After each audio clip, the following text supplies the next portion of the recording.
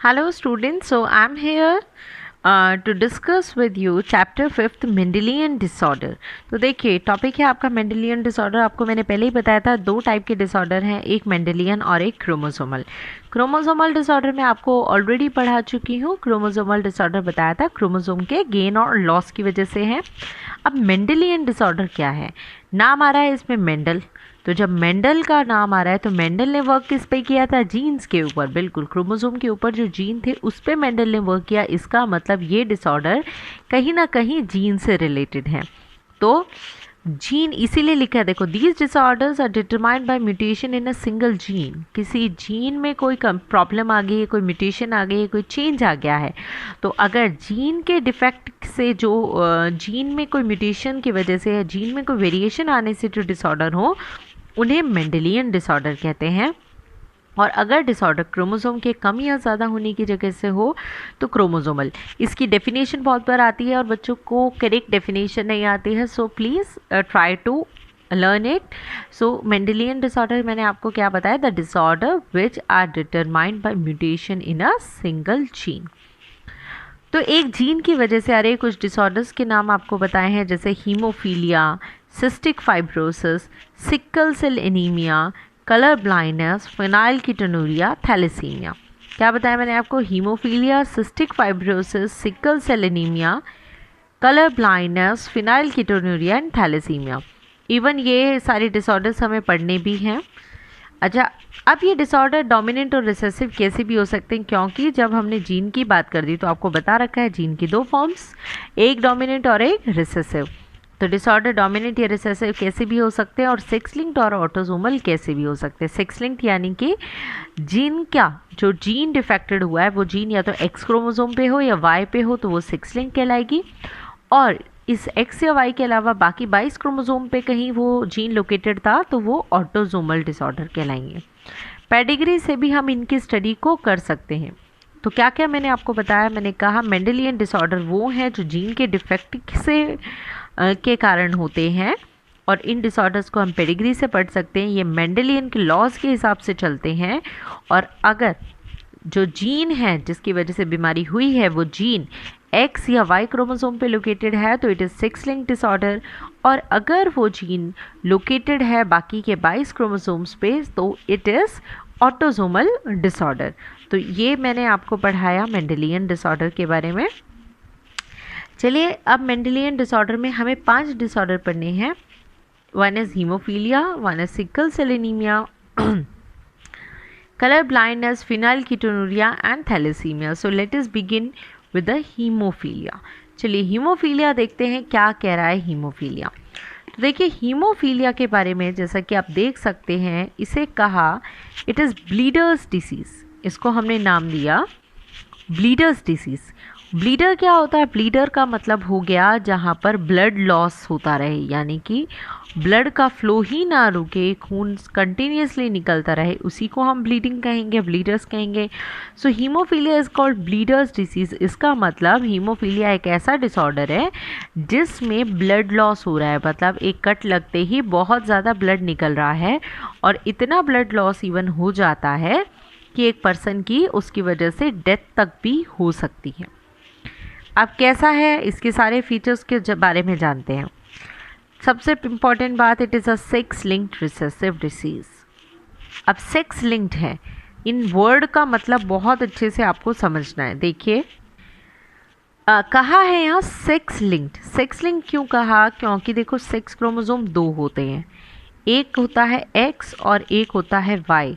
इन दोनों पर अगर जीन लोकेटेड है इन क्रोमोसोम पे तो वो सेक्स लिंक्ड कहलाएगी। तो यहाँ पर एक्स क्रोमोसोम पे ये जीन लोकेटेड है जिसकी डिफेक्ट आ रहा है, इसीलिए सेक्स लिंक्ड। और रिसेसिव क्या होता है? जो अपने आप को हेट्रोजाइगस फॉर्म में एक्सप्रेस करे। कैसे ट्रांसफ़र होता है? कैरियर फीमेल से मेल को ट्रांसफ़र होता है। अब आप कहेंगे क्या फीमेल को नहीं हो सकता? ये वाली लाइन आप आगे जाके बहुत अच्छे से समझेंगे, अभी इसको स्किप करते हैं। आगे देखिए प्रॉब्लम क्या है इसमें? Due to absence of clotting factor 8 and 9। Clotting करने के लिए सिर्फ प्लेटलेट्स काफ़ी नहीं होती, बहुत सारे क्लोटिंग फैक्टर होते हैं। तो हमारे जो क्लोटिंग फैक्टर 8 हैं एंड जो क्लोटिंग फैक्टर 9 है ये दोनों क्लॉटिंग फैक्टर के जीन हमारे एक्स क्रोमोसोम पे लोकेटेड हैं। देखिए शुरू से ध्यान से सुनिए। हीमोफीलिया बीमारी में मेंडेलियन डिसऑर्डर इसे हमने कहा क्योंकि एक जीन है जो एक्स क्रोमोसोम पे लोकेटेड है। उस जीन पे क्लॉटिंग फैक्टर 8 और 9 को कंट्रोल करता है। अगर इस जीन में कोई डिफेक्ट आ जाए तो ब्लड की क्लॉटिंग में प्रॉब्लम आती है, जिसकी वजह से एक पर्सन के माइनर से कट से बहुत ज़्यादा ब्लड लॉस हो सकता है। ठीक है, और ये ऐसा नहीं कि ब्लड रुकेगा ही नहीं, बट बहुत स्लो होगा। इवन हाफ एन आवर भी उसको ब्लड को रुकने में लग सकता है। तो सोचो हाफ एन आवर में बहुत ज़्यादा ब्लड लॉस हो सकता है। तो ये डिसऑर्डर है, ब्लड लॉस की होता है, इसीलिए ब्लीडर्स डिसीज़ कहते हैं। एक्स क्रोमोसोम पे ये जीन डिफेक्ट वाला लोकेटेड है, इसीलिए इसको सेक्स लिंक कहते हैं। ये एक रॉयल बीमारी है, ऐसा यूँ कहा क्योंकि सबसे पहले इसको क्वीन विक्टोरिया के बेटों में आइडेंटिफाई किया था। क्या कह रही हूँ मैं? क्वीन विक्टोरिया के बेटे में वो बीमारी पाई गई थी। तो ये माना गया कि जो क्वीन विक्टोरिया थी वो एक कैरियर थी। अब कैरियर क्या होता है? कैरियर वो होता है जिसके पास वो जीन तो है पर वो बीमारी नहीं है। चलो क्वीन विक्टोरिया की हम बात करते हैं। ऐसा करते हैं, एक ऐसा क्रॉस करते हैं जो क्वीन विक्टोरिया की बात आपको समझा सके। तो हम ले रहे हैं पहले पेरेंट। अब पेरेंट में हमें लेनी है मदर और हमें लेना है फादर।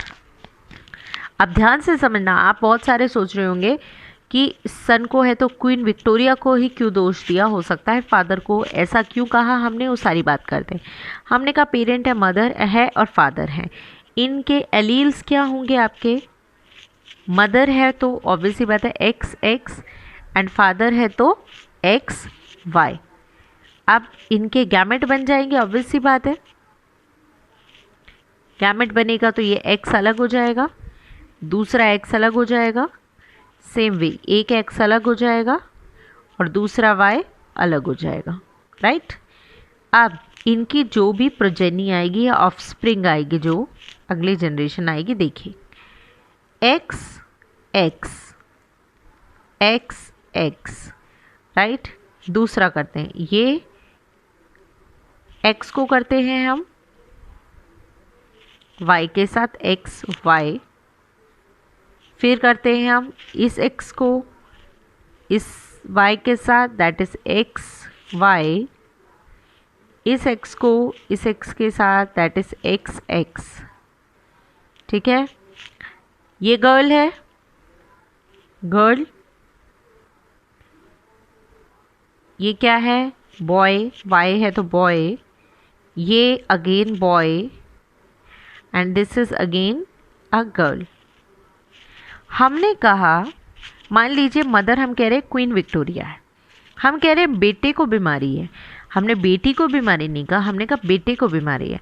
अब बेटे के पास तो एक्स और वाई क्रोमोसोम है और बहुत क्लियर सी बात है, बेटे को वाई मिला है फादर से, राइट, और एक्स मिला है मदर से। इसका मतलब किसका एक्स डिफेक्टेड हुआ? इसका मतलब जो बॉय है, ये हो चाहे ये हो, कोई भी जो बॉय होता है उसको वाई क्रोमोसोम फादर से मिलता है और एक्स मिलता है मदर से। और जिस जीन में उसकी कमी आ रही है वो जीन एक्स पे लोकेटेड है, यानी इसका ये जो एक्स है ये डिफेक्टेड है। इसके साथ मैं वर्ड लगा रही हूँ एच। एक्स हीमोफिलिक है, उसके ऊपर जीन है हीमोफीलिया वाला, या ये कहें डिफेक्टेड जीन है। उसको वो कहाँ से मिला? मदर से मिला। Try to understand this cross please.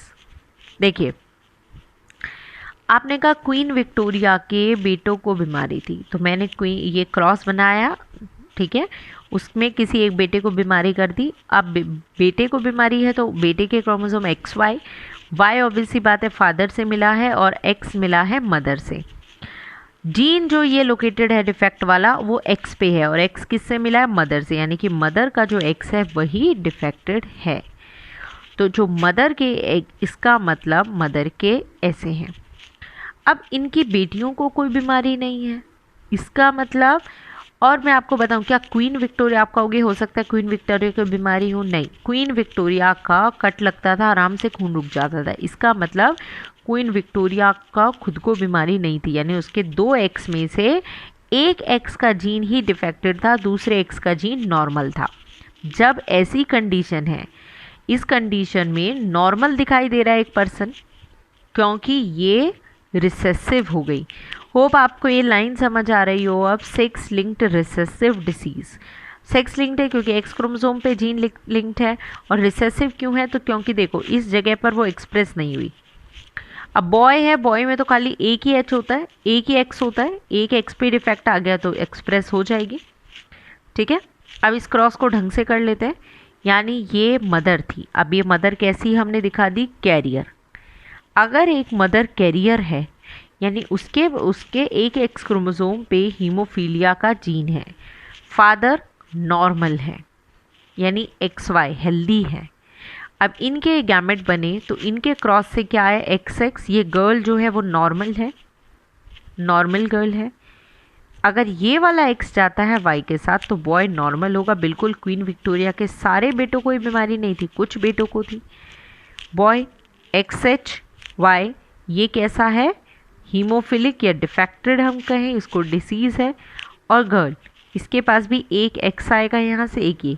Recessive वाला जीन हमेशा पीछे वाले पे शो करते हैं, ये दिखा रही हूँ मैं।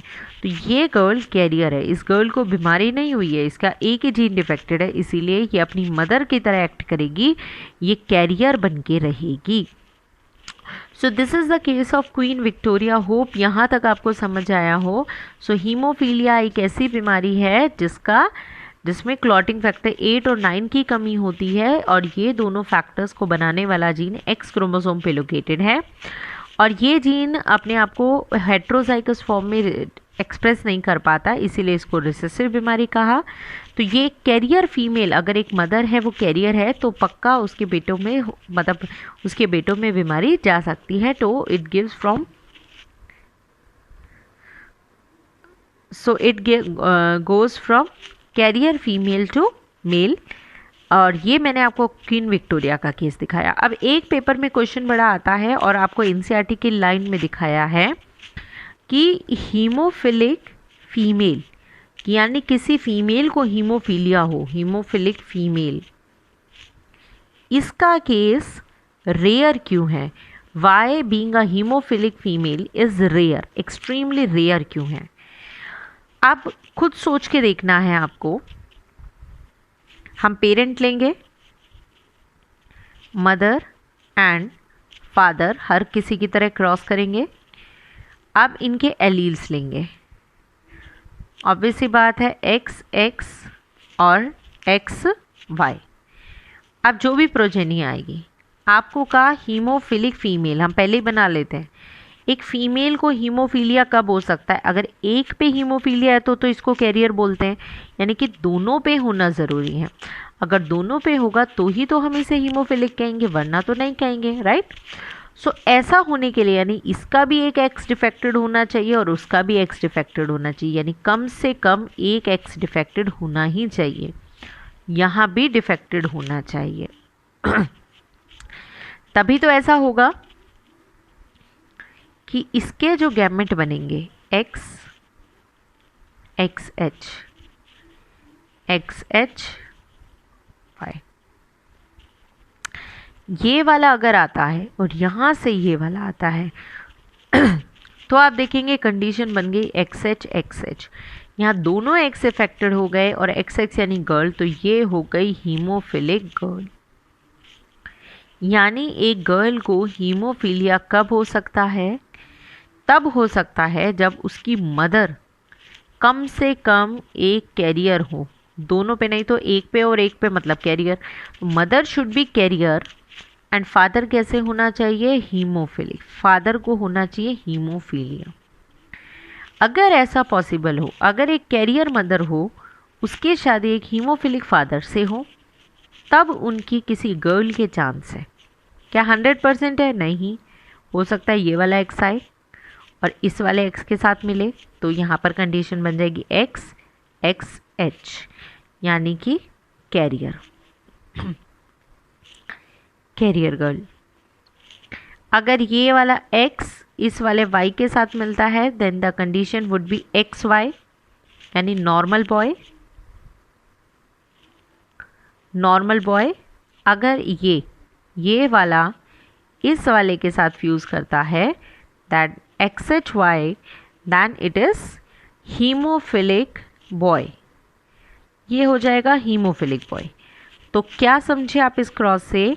एक अगर हीमोफिलिक गर्ल चाहिए तो कम से कम मदर कैरियर होनी चाहिए, फादर हीमोफिलिक होना चाहिए। सोच के देखो, रेयर बीमारी है, कहाँ एक कैरियर मदर मिलेगी, उसकी शादी एक हीमोफिलिक से, ये बहुत रेयर कॉम्बिनेशन है, तो इसीलिए ये रेयर है। दूसरा ये भी रीज़न है, अगर कोई लड़का जिसको हीमोफीलिया है तो ये बहुत रेयर चांसेस है कि वो इतने लंबे टाइम तक सरवाइव करे और उसके शादी हो और उसके चिल्ड्रंस हो, तो ऐसा हीमोफिलिक फादर का मिलना ही बहुत रेयर है। So this is the reason why haemophilic girls are rare. So this is about the disorder haemophilia. और हीमोफीलिया का इफ़ेक्ट यही है कि एक पर्सन की डेथ हो सकती है ब्लड लॉस के कारण। तो ये आपको समझ आ गया है। That is about haemophilia, one of the Mendelian disorder. Rest Mendelian disorders we will continue from the next video.